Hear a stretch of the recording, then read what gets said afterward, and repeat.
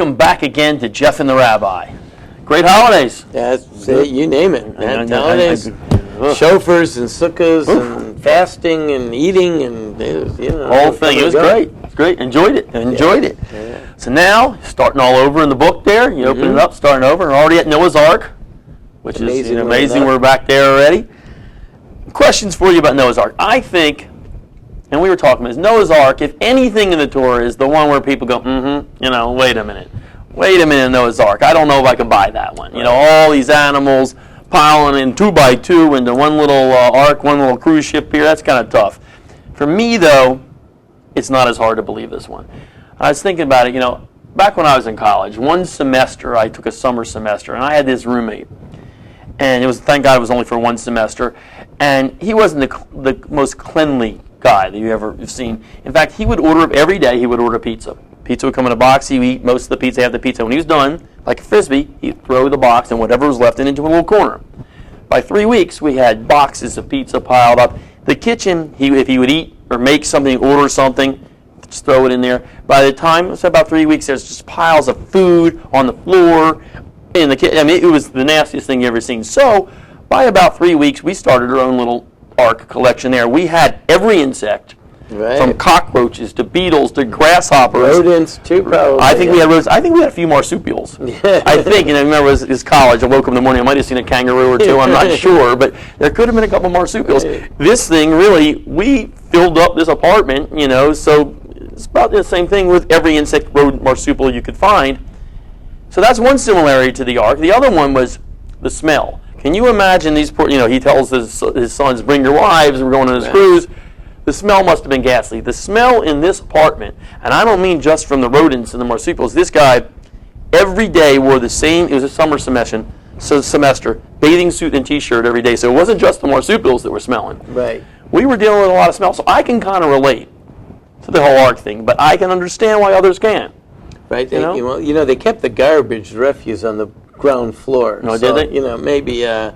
Maybe that helped them out. Maybe they had like an engine and they could fuel it with biofuels. Back then they probably didn't OSHA or any of those kind of things. They probably just threw a lot of it right into the water, so nobody was complaining as much as they were. That's right. But it probably was no one to complain. That's a good point. Pretty much, they complained probably the first couple days of the rain, but after that, they had their own issues. That's right. So. Now if you think about this ark, you've seen these people, like there's some guy in Denmark or something that built we got one behind us. It might be the one we have. Mock-up of the ark and to size, and they're really huge and everything. As a matter of fact, the best I can see, the thing would fit right into the Georgia Dome. If you took the top off the Georgia Dome, just put that. The one this guy built, you mean, or the real one? A real one. If you taking the measurements that are in the Torah, if you just it would probably fit right in there. So it gives you an idea, like the scope. Big ark. So let's say you could build it, which is already not so simple. But he had a lot of time. He had a lot of time. Of course, that's not so simple either. Like, how do you have hundreds of years to build it? What were people doing living that old? Oh, that's a different And let's say he could build it, like, all by himself. Like, where did he get all the wood? No, okay. And let's say he had the technology. Hard to hear. But if all of that was true, which is all hard to hear, how did he get all those animals? Good point. Like, where did he get the aardvark from? Where did he get the panda bear from? How did he collect all those animals? That's good. Yeah, that would be tough. He got like 2 polar bears in there and 2 giraffes. Like, what's going on? Like, where did they come from? This story is impossible. This is the toughest one to believe in there. It's totally impossible. It can't be. It just can't be. The story is impossible. If you really think about it, it doesn't work out. So now, what's the deal? So we say, the Torah says, well, it must have been miraculous. Okay? So let's say it was miraculous. Let's say you believe in miracles. So then I got another idea for you. Why didn't God tell Noah to build a rowboat and put all the animals in the rowboat? I mean, it's a miracle, right? I guess you could do anything. He can do anything. He's God. I mean, the polar bear could help row. He's God. He could do anything he wants, right?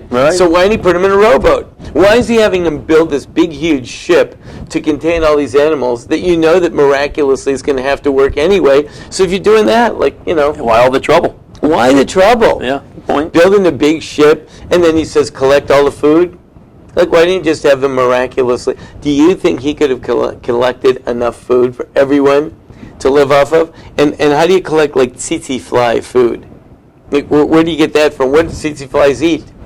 And, that's the whole thing is ridiculous. They're going to collect lion food and polar bear food and fish food. I mean, especially because some of their food were probably already on the ark. Right, was the other guy, right? I mean, what are you going to do? And you're going to collect like some food. You're going to collect bat food. That do you build a little cave in there for them? Like you have to have like an environment. How are they going to live? Where are you going to keep the bats? You have to keep them in like a dark thing. This one's got to be in a light thing, and this one's got to be in a tunnel. This one's got to be inside hay. Come on, the whole thing's impossible. If so, why did God give them all these measurements and tell them to build this like 3-leveled ark, and it's got to be so big and all this type of stuff? Like, what's going on? In general, this is a question that we always have to ask ourselves. Does the Torah do miracles?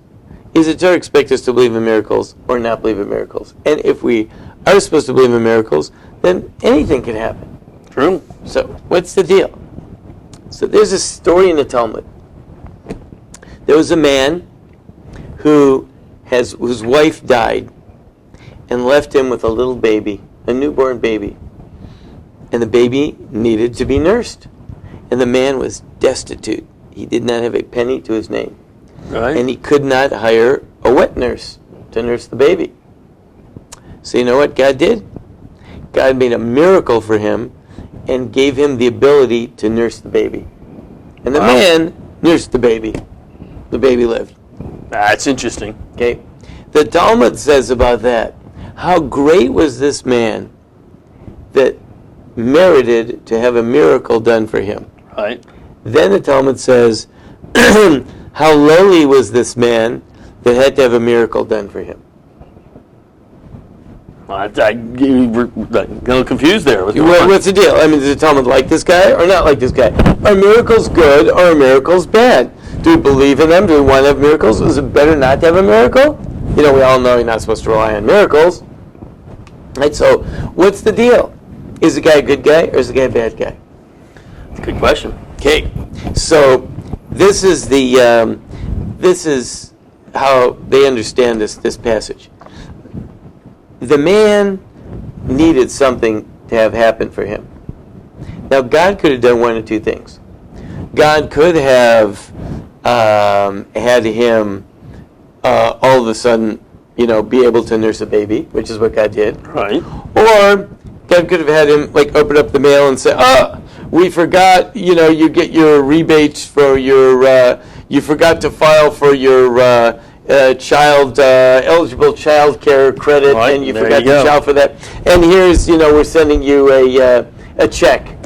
Or some cans of that evaporated or whatever milk you get. Yeah. Or he could have, on the street found a lottery ticket laying there and pick it up, and lo and behold, cashed it in, he won the lottery or something like that. True. Right? Or maybe someone would have just hired him and given him a job. Right. So God could have done it that way, and God could have done it this way. So God instead made this miraculous thing happen. So the Talmud says, he must be really, really great, because God was willing to do a miracle for him. If he wasn't so great, God wouldn't have done a miracle for him. Just let him suffer it through. Right. On the other hand, if he was really, really, really great, God wouldn't have to do a miracle for him. God could have just had it work out. So why did God choose to do a miracle instead of having it work out? Well, that's a good question. So let's figure out what happens, okay? He's got his back up against the wall. He needs money to get the nurse. He doesn't have money for a wet nurse. So what happens? Either A, someone calls him up and says, I want to hire you, and here, I'll give you 2 weeks advance on your salary. Show up tomorrow morning at work. Happy as can be. It works out. Right? Besides, he probably had his resume out there. Sure the phone rings, and hey, yeah, we've just looked at your resume. You're just the man for us, and we're giving you a signing bonus, and everything's great. Or he could have what happened to him is he was able to nurse a baby. Now, what happens if it happened the other way? Let's say he gets a phone call. The guy say, We saw your resume. You've been knocking on doors. He's been distributing his resume. We saw your resume. We want to hire you. And by the way, the job comes with a signing bonus, and here's a check. Right. What would he say? He would say it's great. He wouldn't think it's miraculous, but he would say, thank you, sir, for hiring me. Right. Now he'd say, thank you, sir, for hiring me. Right. Right. And when it's miraculous, he says, thank you, God, for helping me. No. But when he got the job with him, that wasn't God? No, not in his opinion. Right. Says that's the problem. When the guy calls up and he says, we want to hire you because we saw your resume, then that's, because I worked hard and I prepared a good resume and I went to a class at the Jewish Family Career Services and they told me how to prepare a good resume and they sent it out with that nice cover and they put in a nice little, taped a little candy to it so that the guy would like that because that's what they say you should do. Yeah. And I signed it in blue pen because that's like a power signature. And they did everything that they did and they told me to do and therefore it worked out. It worked. I did the right thing. I did the right thing and Smart it all guy. worked out. And he wouldn't say, God did a miracle for me. True. And that is the issue. So God had to do a miracle for him so that he would understand that it was coming from God. Right. Had God not done a miracle, he wouldn't have noticed that it was coming from God. And the point is that miracles or nature, they all come from God. Sometimes people don't get it. And when they don't get it, and they think it's nature, God has to do a miracle so that people will be aware. Now, by the way, the Talmud did say he was a good guy, and that's why he did a miracle. Because you know what else? God could have done another option. God could have said, you know what? I'll have your resume come through, and you'll think it's nature, and you'll never know. And you'll go live your whole life, and you'll never know. So why did he have to make him know? Why was because he was a good guy. God wanted him to know that there's miracles out there. You got to be good enough to get a miracle. But you know what? You could be even better and not even get a miracle. And no, if you want to find out about God, if you get a miracle, then you got to say, "Wow, this is a miracle." Now, which one's better? What's better is not to have a miracle and to see that it's God. Okay. Well, then the question is, and I'm sure people are watching the show at this point are probably saying, "Okay, well, wow, Noah's Ark. I get it, and that's a miracle. I see it. Does that did Noah need that? Did the world need that? But what about me today? Why don't we have Noah's Ark anymore?" So you know what? God hadn't built an ark. Yep. God had him spend all those years building an ark, so that when he got in there, he could say, "Well, good thing I built that ark," and all the people could say, "Wow, good thing I had to build that ark, because otherwise he wouldn't have any place for all the animals." If God told him build a rowboat, and then he put in like 5,000 animals in a rowboat, everyone were going, "Whoa, that's a miracle. How do you get 5,000 animals and your family in a rowboat?" So God instead said, "Build the ark." Now, you know what? Even with the ark, it's a miracle. That's a big because tough there's no way you one can get all those animals in. Even an ark, you can't get in. But you know what? It's enough. It's big enough so that people could think, "Oh, he put him in the ark." Well, he only got to thinking for a couple minutes, though, because he didn't really live that long after that. That's right. Except for the family, but so great people do things in such a way that it won't be an overt miracle. Great people understand that if God does a miracle, or if God does nature, it's all the same. And as a matter of fact, really great people, they don't even know the difference. Miracles, nature, it's all miraculous to them. With you there. That makes sense. Totally miraculous to them. The only reason that we have nature is because nature is a potential cover-up for people who don't want to believe in miracles.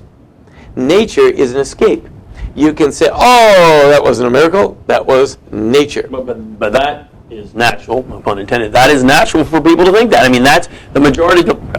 How can you say that's a miracle? That's natural. But they say that every day. Right. Now, is that a problem? If we wanted to look into nature, we could find so many anomalies in nature. So many anomalies in nature that we would realize that nature isn't even natural. But that's still nature. Right. So what nature really is just a cover. It's just enough there. Let's do another one in the Torah. We'll jump ahead another week. Okay. Abraham. Right. Abraham has a wife, Sarah. Abraham's 100, Sarah's 90. They're not having any kids. Matter of fact, the Medrash says that Abraham physically couldn't conceive children, and Sarah couldn't bear children. Doesn't matter that they were old. on top of the fact that they were old, they just didn't have it. Because, Right. when they were young, they didn't have any kids either. Well, that's a good point. So obviously something was wrong there. Double issue. So it wasn't just the fact that they were old. I mean, they were married for years when they were young and they never had any kids. So they couldn't have kids. They were messed up, and not only were they messed up, they were both messed up. Then God fixed up Abraham, and he has Ishmael. But Sarah is still not fixed up, and on top of it, she's 90 years old. Oh, that's not good. So, they wouldn't even take her to the clinic. Although some of these guys, probably some of these fertility doctors would, as long as she had the right medical plan, or she was able to pay in advance. And not just that, probably MTV would have a show 90 and pregnant, right. which would be a big thing there. Yeah, and they'd find a couple others as well. But right. So, Sarah has a child. Now, let me ask you something. Sarah has a child. That's a pretty big miracle. Why didn't everyone in the world say, whoa! Abraham's been preaching about this God stuff and this God stuff. Look what Abraham just did. I'm signing up with Abraham's folks. I'm into God from now on, creator of the heavens and the earth. Because look what Abraham's wife had a child when she was 90. That's pretty amazing. How come the whole world didn't come over to Abraham? That's a real good question. Well, there wasn't cable. Yeah, but that's one reason. So but the whole world heard about it. Right. The whole world did hear about it. Right. And as a matter of fact, people brought their babies to Sarah to nurse to just prove that she could really do it. It really wasn't like, oh, Sarah had a baby. There's some girl. There's some 20-year-old girl like behind you. Here's the baby.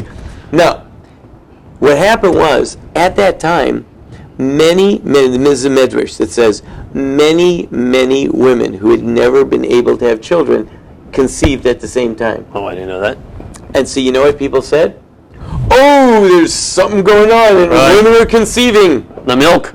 Something. The new air must be like flares on the sun, or the global warming. Polar ice cap. Right, the polar ice cap ends up making women fertile again. Something's going on, right? Yep. As long as people had enough of an excuse, enough cover to be able to say, no miracle, it was natural. Some excuse, some explanation. So even back then. Back then. And this is what righteous people do. When God does a miracle for them, they try to cover it up. You know why? Because they don't want people just to believe in miracles. The ultimate is you want people to believe in nature, meaning that God makes nature. Right. And that's why the Talmud said, this guy was pretty big if God went and did a miracle for him.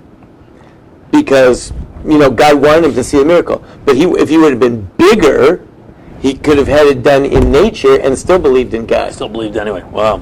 And unless the purpose was for the other people. I mean, not for him. Maybe for the other people, but still God always gives a cover so that people can choose to believe otherwise. And that's really what nature is. Nature is a cover. And you know what? In truth, a pretty flimsy one. And I agree with you. I totally agree with you on that. It's a pretty flimsy one, and I can prove it to you. If you go over to your local hospital and go in the cancer ward, right? Ask those people, how come they got cancer? Ask the doctors, how come all those people got cancer? They're all dying. What happened? There you go. What did happen? Well, we think we did a study, and we think, but, we're not sure because there's the other guy, and that didn't happen. Oh, he was a heavy smoker. Well, what about him? He never smoked a cigarette in his life. Oh, secondhand smoke. They never was around a cigarette. Well, they haven't figured out. So even nature is a pretty flimsy cover. Ask all those people that died in the last tsunami. That's true. What happened to that? Well, if they would have been able to predict that, well, they couldn't predict it. They might have been able to warn them, but no one's going to predict it. Right. When's the next earthquake happening? Not sure. Maybe. Could be. No one's really got that figured out, All the science, everything we got, no one's got it figured out. So nature isn't very good cover, but it's there enough. It's flimsy, but it's enough there so that we can think that there's something called nature and something else called miracles. But in truth, they're just as God. And God can do nature. So bottom line, when you find the cure to that disease, which happens to be from some root that's in some plant, that's whatever that you inject, that's nature. That's not the miracle. That's right. Right. Nature, miracle. Right. That's the miracle. When you find it was there all along. When you find the plant and you cure the cancer, that's the miracle. Because nature is the same as the miracle. Yeah. It's all one thing. If your eyes are big enough So here's got a few levels here. There's a rabbi named Rabbi Dessler, and he laid out a few levels. The greatest level is people that realize that nature is miracle and miracle is nature, and it's all the same. And whatever God does, He does it. No sense even looking into it. It's just all God. That's on the high level. Then there are people that are on a lower level, and they see miracles. They see miracles. That's a lower level because if you're on the higher level, you don't even see miracles. You just see all a miracle. God. Right. God, nature, miracles, I don't even distinguish. It's just God. Lower level is seeing miracles. But that's already a level because at least you see the hand of God there. Right. Okay? Now, but the higher level would be to see God in nature. But at least that is a pretty big level because God wants you to see Him, which means you must be willing to see Him. So when something does happen, you can attribute that to a miracle. Now there's a lower level of people that they don't see miracles at all. And what happens to them? Then if they're going to ever see anything, God has to really bring hard times on them. Times have to be so tough. Yeah, you're right. Good point. And their back is up against the wall. And they go, oh my gosh, I've been trying for a living, I've been working, and nothing's working out. I don't know where to turn. And then when they realize that everything I've tried hasn't worked out, then they're willing to see God in the world. And then God could step in. The pity is God has to run them through all this hard times just to see God. The problem is even when God probably steps in, oh, okay, never mind, God, I got it. It's working. So then there's a lower level. This is the lowest level. The lowest level. These are people that God doesn't even give them hard times because He knows that if He gave them hard times and whatever happened, even if it was miraculous, they would still see it somehow as not being God. Right. So you know what God says? I'll tell you what. You just go ahead and be successful. Everything you do will work out. You just be successful. And I'm not even going to bother with you because even if I did a miracle, if a miracle beat you in the nose, you wouldn't even know it. I'm not even going to bother. Be successful.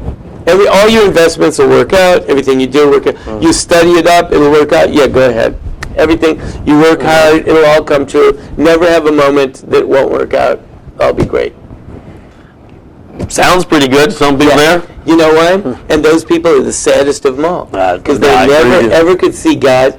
And God isn't even bothering to send them a miracle because they wouldn't see it if it came. Now, the other guy whose back is up against the wall, he wasn't seeing God either. But when his back is up against the wall, he will see God. That's one level. Then there's another guy that if God really does a miracle in his life, he will see God. And then, of course, there's the highest level where the guy says, I don't even need it. I see miracles. Everything's a miracle, or everything's nature. But it doesn't matter. It's all God. It doesn't matter. Why even bother categorizing and classifying? You think it's not a miracle when the flowers bloom? It's all miracles. Right. So therefore, in the Torah, we have all these miracles. The question that we ask is really an error. The whole question was an error. Do we believe in miracles? If you believe in God, really, there's no difference between miracle and nature. The only reason that all the miracles could technically somehow be explained is so that there should be enough room for people to believe that it wasn't a miracle, those who choose not to. So the reason, because that was my next question, I think you maybe just answered it though, I'm not sure. So the reason that we have miracle after miracle in the Torah is not to show you the miraculousness of God, because that's everything. It's really, you're saying, for the people, they give them a chance not to believe if they don't want to. If the believers can believe, but it's got to be always done in such a way that the non-believers could not believe. What's a classic example is the splitting of the sea. Now, many have written over the years that the splitting of the sea wasn't so miraculous. What happened was it was the high tide and the moon and the revolution of the planets and the wind and all this stuff. And, Nachmanides says, yeah, it was all that stuff. Makes sense. It was all that stuff. And the believers, the non-believers will say, you see, it was all those things happened, the perfect storm and the sea split. And the believers will say, yeah, pretty amazing how all that stuff came together at just the right moment. The right time and the right moment, right. So the believers, so it's done in such a way that the believers will believe and the non-believers will not believe. That's interesting. And everyone will be happy. Everyone gets what they want out of life. And, for the believers, they'll see that, and then they'll start seeing God everywhere. See, that's interesting because that's a totally different way to look at the Torah. Because as you said, I know many non-believers. Come on, as Bill said, what you just said. Well, of course, yeah. Either no way, Noah's Ark, that's impossible. That didn't happen. The sea could have happened because you said it could have been the wind, it could have been the current, and they do live their lives that way. But that's the purpose of the Torah then. So you can be a believer or non-believer. Right. And again, if you believe in God, if you believe in miracles, because everything in life is a miracle, then you're going to believe in the Torah. Right. And you're going to believe in the flowers blooming, and they're going to bloom next year, and they're going to bloom the year after that. And it's not just nature; that's God. That's right. That's God all over the place. Well, I had in our sukkah, you may have heard this story. There's a guy there. We said, anyone, see the hand of God. So the guy says, yeah, I'll tell you, see the hand of God. And this guy is not like a, starry-eyed, I see the hand of God. He's a pretty, straight, rationalist, kind of toughish guy, And he said that his internet went out, and he works on the internet, like, all day. He's a software designer, and internet, he needs it. He lives by it. Internet went out. So he's going all over the house. He takes his laptop and he goes all the way up in the attic to try to get as close as he can to the Wi-Fi so that he can still get some internet connection. While he's up in the attic, he notices he's got 2 air conditioners up there, and the pans are both flooded right to the top, and they're about to overflow. Both of his air conditioners have broken down, and they're about to overflow, and water is supposed to come into his house. Right. Okay? Why did he notice that? Because his internet went down, which when the internet went down, he was pretty unhappy about. Right. But then he happened to bring him up there, and he ended up saving him a lot of money, and he got to get his air conditioners fixed and save his house from getting messed up. So, nature, all good coincidence, or hand of God. Well, God's doing nature all the time. I couldn't agree more. I see that all the time. Again, this is horrible, it's horrible. Then you stop and think, let's just play this out a little bit. Let's let it play out and see where it's going to go. That's right. And it always seems to go out the right way. That's Noah's Ark. Noah's Ark is there. If you want to believe in it, you could believe in it, and it could have been a rowboat. And if you don't want to believe it, that's why he built an ark, so the non-believers could not believe. And when Sarah had children, God made a whole bunch of infertile people have children. So the non-believers wanted to not believe it, they could not believe it. If you want to say, hey, wow, Sarah had children, that's a miracle, you could believe it. And so on and so forth, when he split the sea, and all of those things. The non-believers have a right not to believe. That's why it's there. And the believers have a right to believe, Excellent. And that's why it's there. Excellent. Excellent. That's pretty much the story of the Torah then right there. There you go. That's good. I like this one. I mean, it really is. I think this is important for people to watch this and pass this one around because that makes sense. Listen, we live in a world of miracles or we don't. Right. And everything's a miracle or it's not. That's right. You choose. That's right. I saw this, as a matter of fact, I saw a picture of Noah about to bring all the animals onto the ark. All the animals, masses and masses of animals there. Noah's standing at the bow of the ark. He hollers out to all the animals, all right, we're going to do this alphabetically. You see 2 zebras down there. That's good. That's good. Was that the caption? Was that the caption? That's pretty good. That could happen. Yeah. Except what's the word for zebra in Hebrew? Yeah, I don't know. It was in English. It was in English. Picture was in English. Good one. Yeah. All right, that's it. You guys want to know what the Torah's about? This is what the Torah's about. Everything's a miracle. Good stuff. Okay. All right, now we're back. We'll see you next week on another great episode of Jeff and the Rabbi.